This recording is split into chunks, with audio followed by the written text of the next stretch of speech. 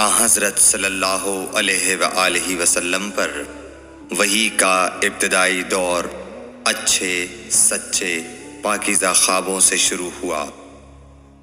آپ خواب میں جو کچھ دیکھتے وہ صبح کی روشنی کی طرح صحیح اور سچا ثابت ہوتا۔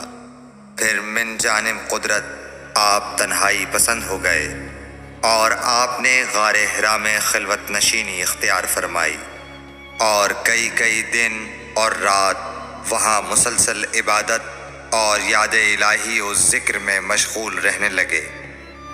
جب تک گھر آنے کو دل نہ چاہتا توشہ ہمراہ لیے ہوئے وہاں رہتے۔ توشہ ختم ہونے پر ہی اہلیہ محترمہ حضرت خدیجہ رضی اللہ تعالی عنہا کے پاس تشریف لاتے اور کچھ توشہ ہمراہ لے کر پھر وہاں جا کر خلوت گزین ہو جاتے۔ یہی طریقہ جاری رہا یہاں تک کہ آپ پر حق منکشف ہو گیا اور آپ غار حرا ہی میں قیام پذیر تھے کہ اچانک حضرت جبرائیل علیہ السلام آپ کے پاس حاضر ہوئے اور کہنے لگے کہ اے محمد پڑھو۔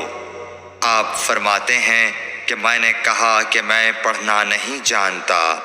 آپ صلی اللہ علیہ وسلم فرماتے ہیں کہ فرشتے نے مجھے پکڑ کر اتنے زور سے بھینچا کہ میری طاقت جواب دے گئی۔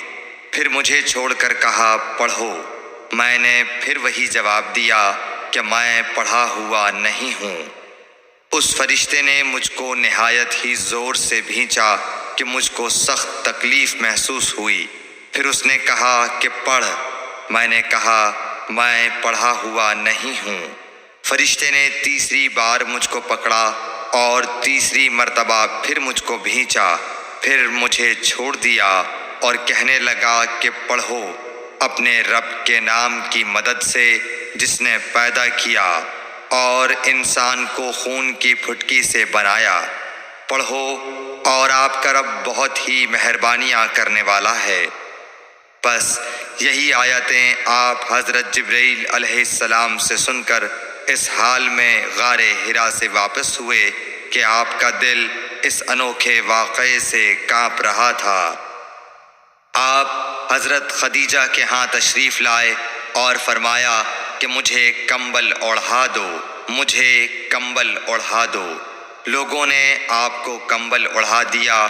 جب آپ کا ڈر جاتا رہا تو آپ نے اپنی زوجہ محترمہ حضرت خدیجہ رضی اللہ تعالی عنہا کو تفصیل کے ساتھ یہ واقعہ سنایا اور فرمانے لگے کہ مجھ کو اب اپنی جان کا خوف ہو گیا ہے۔ آپ کی اہلیہ محترمہ حضرت خدیجہ رضی اللہ تعالی عنہا نے آپ کی ڈھارس بندھائی اور کہا کہ آپ کا خیال صحیح نہیں ہے۔ اللہ کی قسم آپ کو اللہ کبھی رسوا نہیں کرے گا۔ آپ تو اخلاق فاضلہ کے مالک ہیں۔ آپ تو کنبہ پرور ہیں، بے کسوں کا بوجھ اپنے سر پر رکھتے ہیں، مفلسوں کے لیے آپ کماتے ہیں، مہمان نوازی میں آپ بے مثال ہیں اور مشکل وقت میں آپ امر حق کا ساتھ دیتے ہیں۔ ایسے اوصاف حسنہ والا انسان یوں بے وقت ذلت و خواری کی موت نہیں پا سکتا۔ پھر مزید تسلی کے لیے حضرت خدیجہ رضی اللہ تعالی عنہا آپ کو ورقہ بن نوفل کے پاس لے گئیں جو ان کے چچا زاد بھائی تھے اور زمانہ جاہلیت میں نصرانی مذہب اختیار کر چکے تھے اور عبرانی زبان کے کاتب تھے۔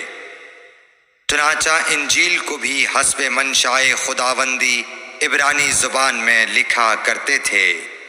انجیل سریانی زبان میں نازل ہوئی تھی، پھر اس کا ترجمہ عبرانی زبان میں ہوا۔